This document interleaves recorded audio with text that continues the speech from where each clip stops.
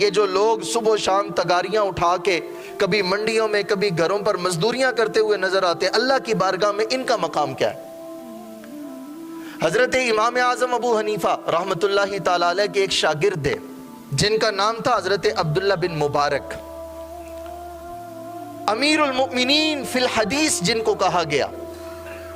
بڑے کمال کے محدث تھے۔ آپ کا جب انتقال ہو گیا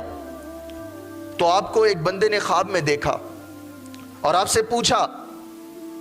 کہ اے عبداللہ بن مبارک، اللہ تعالیٰ نے آپ کے ساتھ کیا معاملہ کیا؟ تو حضرت عبداللہ بن مبارک نے فرمایا کہ اللہ تعالیٰ نے مجھے معاف کر دیا، لیکن ساتھ ہی فرمایا میرے گھر کے سامنے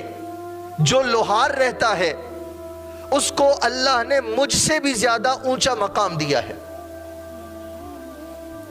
حضرت عبداللہ بن مبارک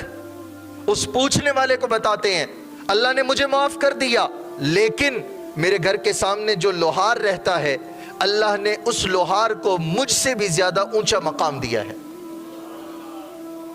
جس بندے نے خواب دیکھا، صبح ہوئی، وہ اس لوہار کے گھر چلا گیا، دروازے پہ دستک دی۔ اس لوہار کی بیوی نے دروازے سے پوچھا کون ہو؟ اس آدمی نے کہا کہ میں ایک سوال لے کر آیا ہوں، اور میرا سوال یہ ہے کہ آپ کا شوہر مجھے بتا دیں کہ اس کا کون سا ایسا عمل تھا کہ جسے اللہ نے اتنا پسند کیا کہ حضرت عبداللہ بن مبارک سے بھی اونچا مقام عطا کر دیا۔ مجھے وہ خوبی، وہ کمال، وہ اس کا ایک کام بتا دیں کہ وہ کون سا ایسا انمول کام تھا جو اللہ کو اتنا پسند آ گیا۔ اس لوہار کی بیوی نے کہا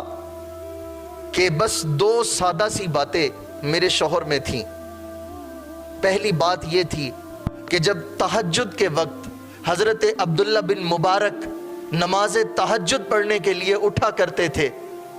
تو میرا شوہر اللہ کی بارگاہ میں ہاتھ اٹھا کر یہ دعا کرتا تھا، میرے مولا اگر میرے پاس بھی زیادہ رزق ہوتا اور مجھے فکر معاش نہ ہوتی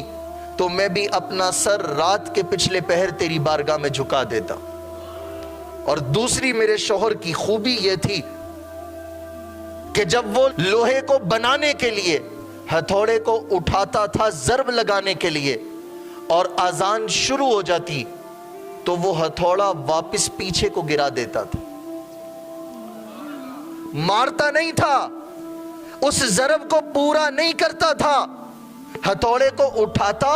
اور اٹھا کر جب مارنے لگتا اذان شروع ہو جاتی تو واپس پیچھے کو گرا دیتا اور کہتا اللہ کا حکم آ چکا ہے، اب کام چھوڑ دینا چاہیے۔ کہا بس یہ وہ خوبیاں تھی دو جو شاید میرے رب کو پسند آ گئی ہیں۔ آج میں اور آپ دکان پہ بیٹھے ہیں، میں اور آپ اپنے دفتر میں بیٹھے ہیں، اذان ہو رہی ہے، حی علی الصلاۃ، حی علی الصلاۃ، لوگو آؤ نماز کی طرف۔ ہم کہتے ہیں نہیں، دکان بند کر دی تو گاہک واپس چلا جائے گا، دکان بند کر دی تو مجھے بزنس میں لاس ہو جائے گا۔ لیکن اس لوہار کی زندگی کی کامیابی کا پیغام ایک ہی ہے کہ لوگوں اگر اللہ کی بارگاہ میں سرخرو ہونا چاہتے ہو تو جب اس رب کے گھر سے تمہیں بلاوا آ جائے تو پھر فکر معاش نہ کرنا بلکہ فکر آخرت پیدا کر لینا۔